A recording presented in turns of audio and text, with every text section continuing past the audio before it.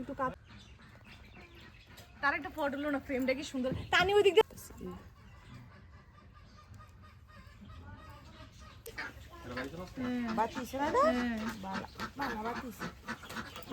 Good morning. Good morning. Good morning, welcome to the channel, welcome to রূপকথার blog. এখন রূপকথা .in change হয়ে গেছে রূপকথা ব্লগ।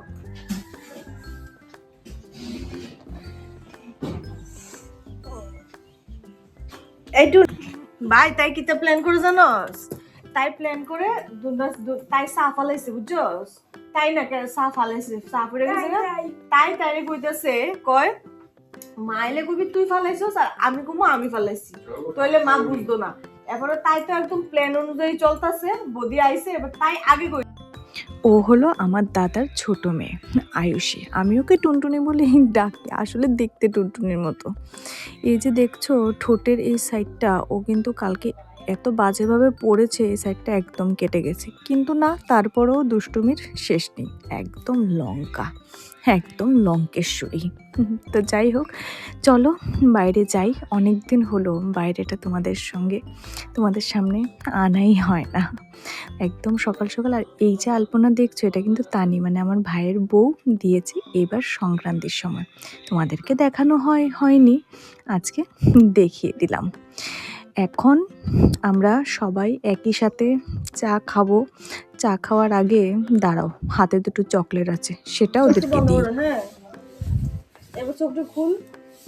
এবার কোন আছে যে আত্রা দরবার এই চকলেটটা, দুই রকম চকলেট আছে, কোন কোন আছে এটা? তাহলে আর এটা দিদি ভাই, এটা দিদি ভাই না।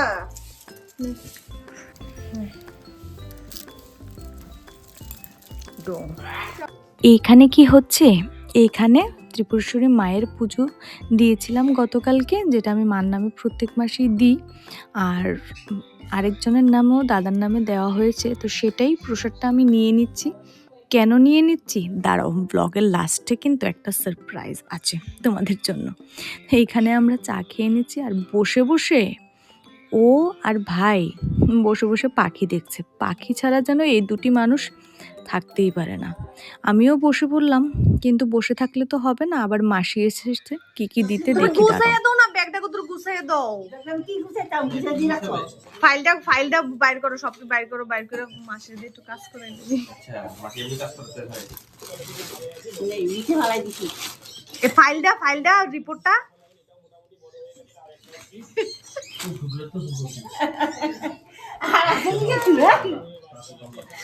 চলো আমাদের বাড়ির দুজন নতুন অতিথির সঙ্গে, অতিথি না পারিবারিক সদস্যর সঙ্গে তোমাদেরকে দেখা করিয়ে দিই। এই দুজন পাখি, দুটি পাখি লাভ বার্ড, তোমরা হয়তো অনেকেই চেনো। এই দুটি পাখি ভাই আবার নতুন এনেছে। দাঁড়াও, আরও আগেরগুলো আছে, তোমাদেরকে দেখাই। ওই যে বললাম ও আর ভাই খুব পাখি প্রিয় দুটি মানুষ। এদের সঙ্গে থাকতে থাকতে বসবাস করতে করতে আমিও ঠিক ওরমটাই হয়ে গেছি। আজকালকার দেখছি যে তানিও ঠিক ওরমটাই হয়ে যাচ্ছে। দাঁড়াও, ওদের খাবারগুলো একটু দিয়ে দিই। আসলে তোমরা যারা পাখি রাখো ঘরে, তাদেরকে আমি বলবো একটুখানি না তোমরা ছোলা আগের দিন রাতে ভিজিয়ে রাখবে, সকালবেলা 3-4টে করে দেবে প্রত্যেক দিন। সেটা কিন্তু পাখির জন্য ভীষণ উপকারী। আমাদের বাড়িতে তো এটাই আমি দেখি। আর আমার বর, ও তো পাখি কি খাবে না খাবে, কোন সময় কোনটা কি লাগবে সব ওর মাথায় থাকে। বাড়ির মানুষ খেয়েছে কিনা তার আগে জিজ্ঞেস করবে আমার পাখির খাওয়া হলো কিনা, এতটাও যত্ন নেয়। ওই যে বললাম আগেরগুলোও আছে, আর এইখানে দেখো বদ্রিগুলো আছে। আমার কিন্তু এই ছোট ছোট বদ্রি পাখিগুলো ভীষণ প্রিয়। এগুলো ভাইয়ের প্রথম পাখি। খাঁচাটা দেখছো কত বড়, আমি নিজে ঢুকে বসে থাকতে পারবো খাঁচাটার মধ্যে। তো যাই হোক, এটা নতুন করে আবার তানি রং করে দিয়েছে। আসলে এখন পলিথিন দিয়ে ঢাকা আছে কারণ ঠান্ডার জন্য। চলো এইবার যাই মেইন জায়গায়, আমার মায়ের ছোট্ট জমি বাড়ির মধ্যে, দেখতে পাচ্ছ? দাঁড়াও সামনে যাই, আরও দেখতে পারবে। আর এই দুজন তাকিয়ে আছে ক্যামেরার দিকে।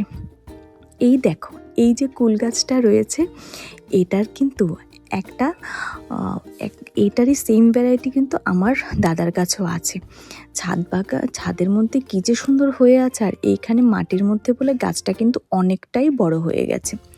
গতবার যখন বন্যা হয়েছিল মনে আছে, বন্যার সময় ভেবেছিলাম গাছটি হয়তো বাঁচবেই না, না তবুও ঠাকুর রক্ষা করেছেন, প্রচুর কুল হয়েছে কিন্তু এবার, এখনও পাকেনি, পাকার পর বলবো কীরকম।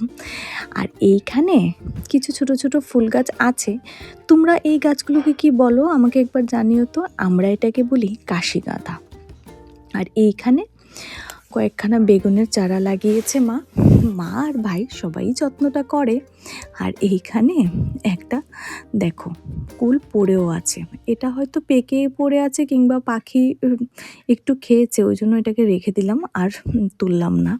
আজকাল খবরের কাগজে যা শোনা যাচ্ছে, কুড়িয়ে পাওয়া সবজি কিংবা ফল না খাওয়াটাই মনে হয় ভালো সবার জন্য।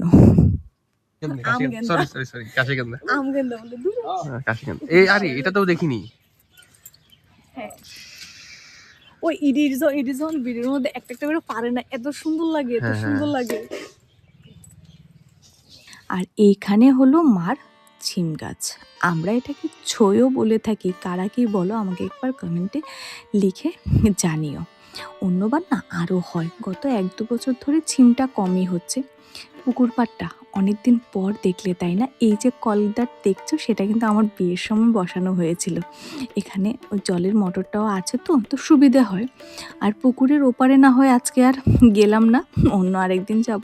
আসলে আজকাল কি হয় জানো তো, অফিস থেকে বাড়িতে এসে আর বার হতেই ইচ্ছে হয় না। দেখো তানিও চলে এসে, আর ছোটো ছোটো আরও কয়েকজন সদস্যকে দেখাচ্ছি। এই দেখো এই মাছগুলোর নাকি সাইজটাই এতটুকু। আরেকবার মনে আছে কয়েক মাস আগে তোমাদেরকে দেখিয়েছিলাম, মনে আছে তোমাদের? দেখো খাবার দেওয়ার সঙ্গে সঙ্গে যেন সকালের ব্রেকফাস্ট পেয়ে গেছে, দৌড়ে চলে এসেছে। আমার তো ভীষণ ভালো লাগে এগুলোকে দেখতে। ভিডিও করি, হ্যাঁ। ওই এ জায়গাটা পাশে ওই এই বটকা আছে, ধরো একটা সুন্দর করে ভালো বাটি এ জায়গাটা বেশি হলো তার রাইন দিতাম দুটো এটা ধর আমি জায়গা মাছ দিয়েছি তোরে। ওই বেগুন আছে দুইটা গাছ,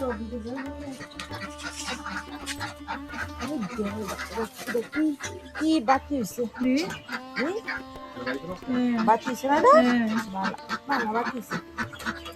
আমি এখানে কি করছি জানো তো, এই যে গাঁদা ফুল গাছটা দেখতে পাচ্ছ সেটা থেকে একটু একটু করে ডগাগুলো কেটে নিচ্ছি। তোমাদেরকে একটা প্রসেস আজকে আমি বলি, যারা জানো না তাদের জন্য বলি, অনেকেই হয়তো জানো। এই যে ছোট ছোট ডগাগুলো আছে সেগুলো কেটে যদি তোমরা বেশি না বড়জোর 1 সপ্তাহ নর্মাল বালির মধ্যে গুজে রাখো না, এইভাবেই কিন্তু গাছ থেকে শেকড় বার হতে শুরু হবে। তোমরা একবার ট্রাই করে দেখো, এইভাবে কিন্তু তোমরা পুরো বাড়ি ফুলে ভর্তি করে নিতে পারবে। আমি ওই বাড়ির জন্য কিছু নিলাম, আর এইখানে কিছু পালং শাক করেছে ভাই, পাখির জন্য, আমাদের জন্য নয়, সেটাই তুলছে। আর হয়তো কিছু বেগুনও তুলবে, যাই হোক। আর ওইখানে তানির হাতে ঝুড়ি ভর্তি ছিম, চাই তোমাদের? আসলে বাড়ির সবজি দেখলে লোভ কার না লাগে বলো তো। দেখো 1 ঝুড়ি সবজি। চলো এবার অফিসের জন্য রেডি হই।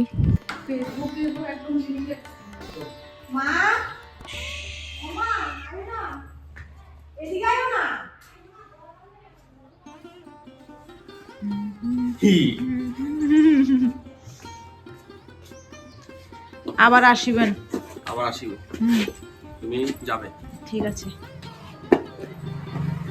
মাঝখান দিয়ে বেচারি আটকাটা একটা নিল, কিছু হয় না, মাঝে মধ্যে এরকম হতে হয়। হ্যাঁ তার পরিশ্রম আছে, রক্ত আছে, আমার রক্ত আছে, পরিশ্রম আছে কালকের মাংসের মধ্যে, ঠিক আছে? তার জন্যই স্বাদ হয়েছে, ঠিক আছে? নি দরজাত নমস্কার করে না।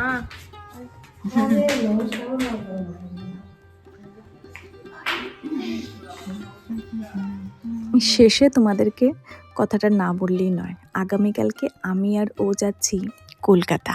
হ্যাঁ তোমরা ঠিক শুনেছ, ওই জন্যই মাকে প্রণাম করে বেরিয়ে পড়লাম। একবারে অফিস শেষ করে চলে যাব বাড়িতে, আর ও আমাকে অফিসে পৌঁছে দিয়েই চলে যাবে। তো চলো, কালকের একটা দারুণ ব্লগ নিয়ে ফিরে আসছি তোমাদের সামনে। আর ব্যাগ একদম কিছুই গোছানো হয়নি। তো চলো এবার যাওয়া যাক। কালকে কী কী নেব কী কী নেব না জানি না, শুধু এইটুকু জানি যে মার রিপোর্টটা নিয়ে যেতে হবে, কারণ ওইখানে কয়েকজনকে দেখাবো মার রিপোর্টটা। তো দেখি কি বলে। তো চলো, আজকের এই মিষ্টি ব্লগটুকু এখানেই শেষ করছি। কালকে ফিরে আসবো উইথ এ নতুন দিন অ্যান্ড উইথ এ নতুন ব্লগ। চলো, ভালো থেকো, ভালো রেখো। আমার কথাটি ফুরলো, নোটে গাছটি মুড়লো। জমজমাট। হ্যাঁ, আলম রে, তুই আবার ব্যাগ নিয়ে